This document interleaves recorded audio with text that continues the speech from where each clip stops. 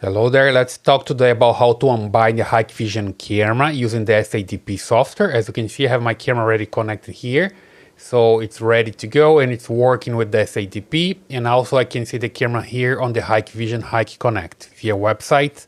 Okay, so the camera is online and I just need to unbind. So the camera is going to disappear from here.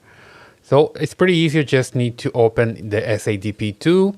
You come here, select your camera and click on Unbind, right? And then you just need to insert the password. I'm just type mine here, click the Unbind button and you get the message Unbind succeeded, right?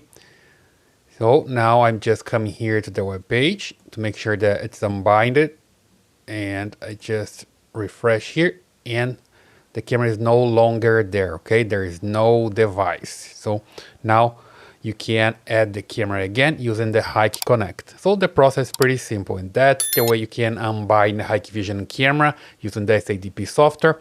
If you like this tool, if you like this video, please subscribe to this channel, leave your thumbs up and your comments, and I see you in the next one.